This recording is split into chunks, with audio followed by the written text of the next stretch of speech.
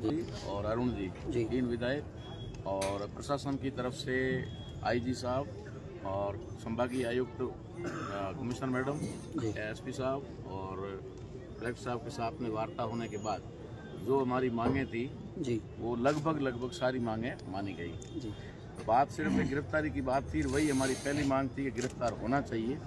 मगर सारी चीज हम भी समझते हैं, आप भी समझते हैं और जो समझदार लोग हैं वो सारे समझते हैं जी। कि किसी भी अपराधी को और खास करके ऐसे साथी अपराधी को जी गिरफ्तार करने में हो सकता है थोड़ा टाइम तो लग ही जाए जी, क्योंकि वो भी तो आसानी से सामने आने वाला नहीं होता है। तो ऐसा होने की वजह से उनको कुछ समय दिया गया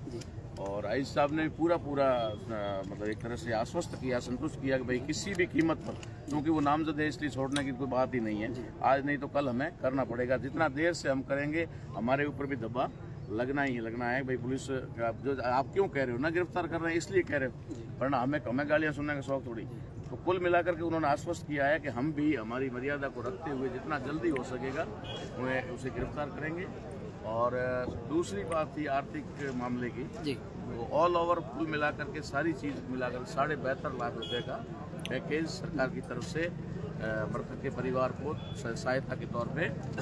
रिलीज किया जाएगा जी। ठीक है ना, उसकी सारी घोषणा हो गई है, उसको लिखित में ले लिया गया है, कलेक्टर साहब ने लिख के दे दिया है और खुद विधायक महोदय ने भी यहाँ से घोषणा कर दी है। सारी चीजें होने के बाद में परिवार से पूछा गया, परिवार के सदस्यों से, उन्होंने कहा कि ठीक है आप लोगों ने हमारे लिए इतनी मेहनत की, प्रयास किया और यहाँ तक इसको अंजाम तक लाया, तो आप सभी की वजह से ये हुआ तो हम लोग संतुष्ट हैं। परिवार की पूरी संतुष्टि के बाद में ही ये धरना यहाँ से उठाया गया। तारकम जी, भीम आर्मी के कुछ पदाधिकारियों को हिरासत में लिया गया पुलिस वालों को? ऐसा है कि जैसे कोई बात होती है तो ऐसे मामलों पे दुख दर्द होता है जी, तो उनके अंदर भी कोई दर्द था, वो दर्द यहाँ पर छलक गया जी, और उस दर्द के छलकने की वजह से कुछ लोगों को भावनाओं को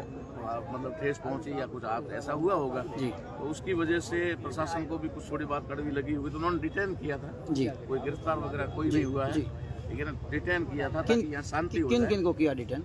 2 आदमी हमारे साथी थे, उनको किया गया है, नाम यहाँ बोलने की जरूरत नहीं है जी। तो 2 साथियों को डिटेन किया गया था और वो इसीलिए किया गया सिर्फ कि यहाँ पर शांति बनी रहे जी, बाकी कोई ऐसा गिरफ्तारी वगैरह कोई मामला नहीं, ना कोई केस मुकदमे का मामला। तारकम जी, आज चौथे दिन आपके समझौता हुआ है, तो आपसी समझौता वार्ता सफल हुई है या प्रशासन के दबाव में आपको समझौता करना पड़ा? ऐसा है, जो हमने कहा है ना, हम पहली बात तो ये कि हम अगर आप ताराराम मैना से सवाल कर रहे हैं जी, तो ताराराम मैना तो किसी के दबाव में सिवाय कुदरत के किसी के दबाव में नहीं जी।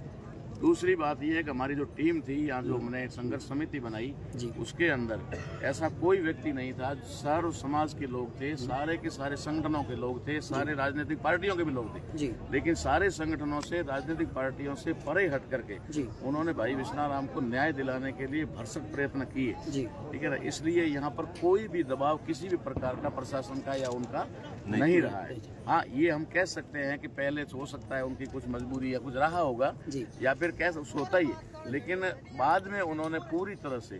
एक कोऑपरेट करने की बात कही है और उसी कोऑपरेट की भावना के बाद में ही ये सारा किया गया, कोई दबाव नहीं।